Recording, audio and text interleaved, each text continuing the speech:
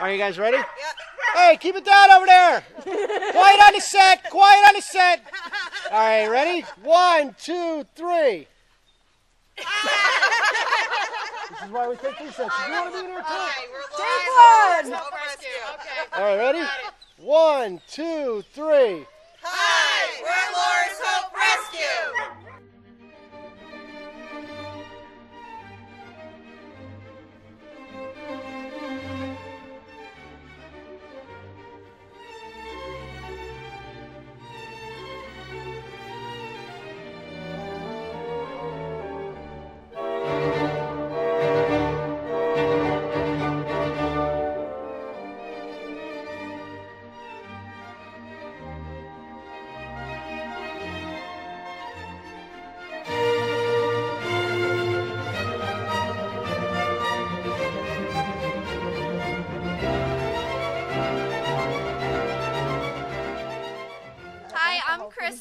I'm the fundraising coordinator. I list the dogs on Pet Finder and adoptapet.com and all kinds of other sites, and I'm done.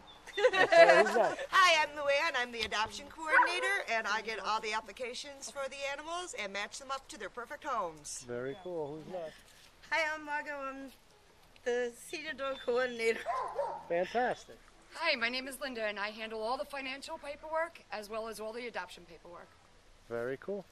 Hi, I'm Hope Benson Simmons, and I'm the owner of Laura's Hope Rescue.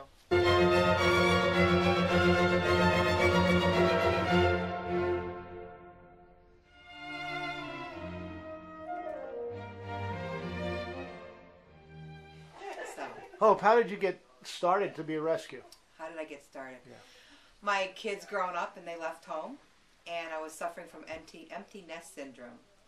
So I started fostering for some local dog rescues. And I didn't like how they were doing their rescues, so I decided to start my own. And started doing it quite illegally because I was just rescuing dogs and I didn't realize that they had rules and regulations. So I found out later that we had to have a license and we had to have this, and instead of stopping, we pursued and went on. And every time a dog comes into the rescue, you fall in love with it, and it's just, you just keep wanting to save. I have a problem saying no.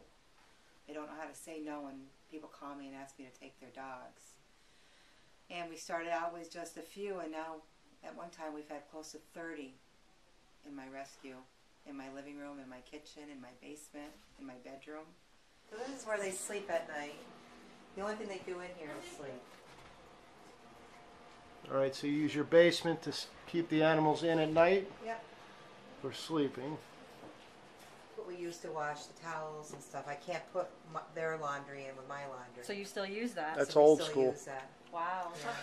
Yeah. It's probably the easiest way because I can roll it over and fill it, wash it, you know, Clorox them, and then it wrings it. Oh, and wow. And then I hang them outside to dry. That's amazing that it still works. That's awesome. Yeah. And Beethoven, Mozart. They listen to that. So you play classical music for the dogs, Yes. and that is why your dogs are so much better than anybody else's. Don't know if that's the case, but but it helps. I mean, as soon as you turn the music on, you actually watch them go right down into laying down position. The other rescues let their dogs listen to Judas Priest and Snoop Dogg, and they run the streets wild. Mozart. Okay. All part of your in-house training program. Yes. Yeah. You know, as funny as that sounds, it might work. It does work. You know? They relax. As soon as I hit that button and walk out, the barking stops and they lay down. So, you know, it's... They have a routine, which is very good. Yeah. This used to be my husband's basement. He does a lot of his own wine, starts his own vegetables and stuff, so I basically took over his spot. The office used to be his spot. I took that over as well. So you keep taking your husband's spots for the animals. Exactly. This is my office. This is your office. Yes. Okay. This is one of your rooms you turned into an office. Exactly. One of your sacrifices your family goes through. Yep. For what you're doing. The quilt represents my mother. Okay. I made the quilt. Middle is my mother, and everything is my family. So.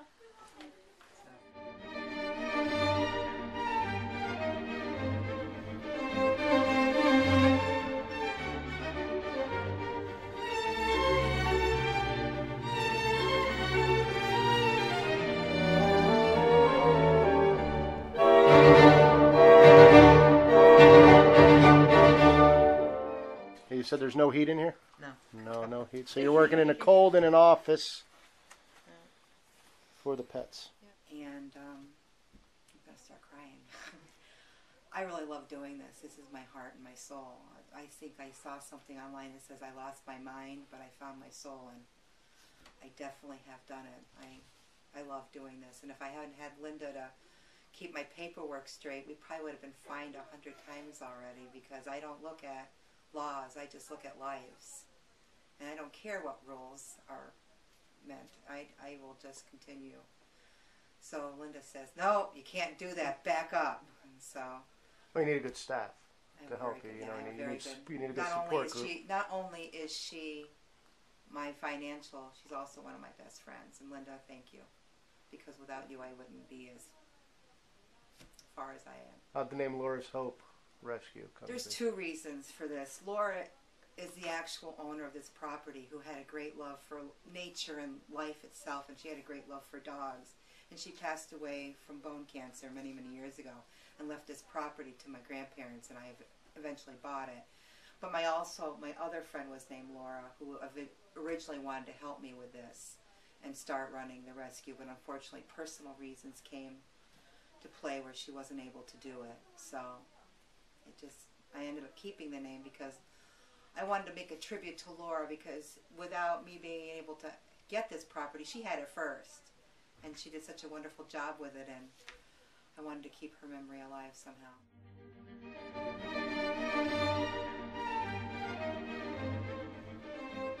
You mentioned your mother too?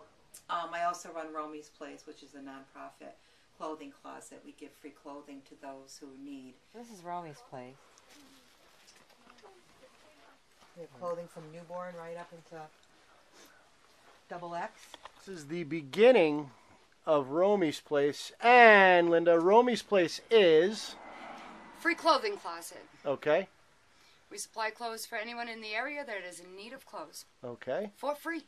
And you take drop-offs and... Drop-offs, yes. We take donations from local churches. They organize donations. We pick up, we sort, we hang, and we have people coming in to pick them up. Fantastic. So it is definitely an asset to the community for people in need. And then we have volunteers that'll come in and they'll grab a couple of bags at a time. They'll open them up, they'll sort them, and they'll hang them. And then everything gets taken care of. Look, we have this that needs to be taken apart, sorted, and hung. So we have volunteers that come in to do that for us. And when my mother was in hospice dying of cancer, she asked me to do something in her memory. And we started off with just awarding a $500 scholarship through our school. And eventually just kept growing and growing and growing to the point where we're out working out of our garage. And we do turkeys for Tommy's, where some guy cooks turkeys in memory of his brother.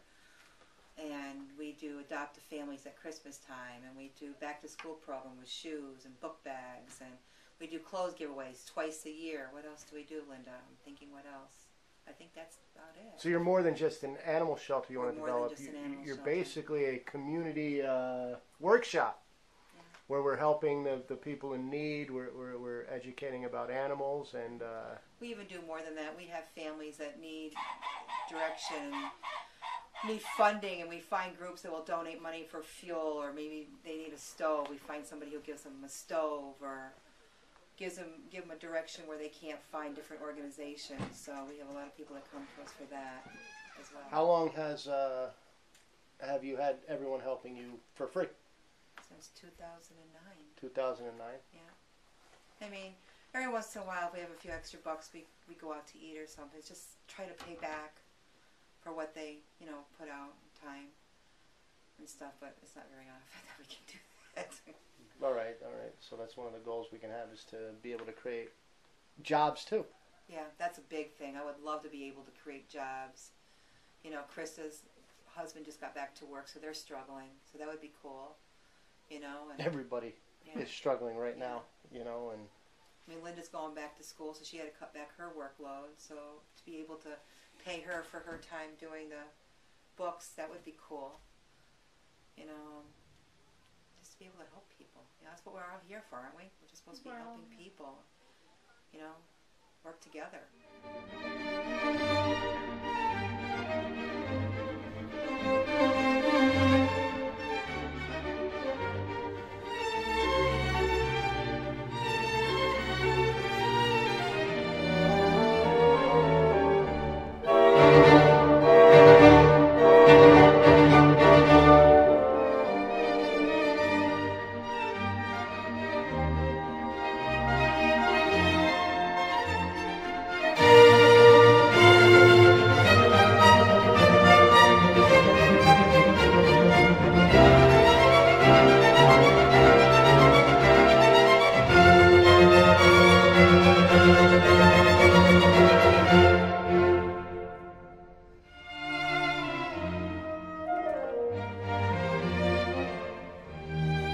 So this is Hope's story right here, and not only do you have a chance to help someone, you have a chance to help a lot of people here. Now, this isn't someone who has had tremendous, devastating loss like a lot of the stories that's going on, but someone who has a plan in play already that just need that little push to help them help others. And that's all we need is a little push.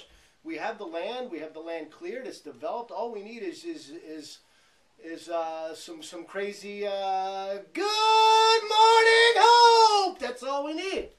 So with your help, That was really good. that is good. You know what I mean? Me and Yeah, Ty. she sounded like Ty. Well, we're old high Him school and Ty are buddies. He best doesn't remember, friends, but you we were know? old high school buddies. We used to hang out all the time in carpentry school. You should see. I built this table myself. No, anyway, we really need your help, and I really do sound like Ty a lot when I talk like this. Our dream was to build a home up in the upper corner up there. Okay. You can't see it, of course.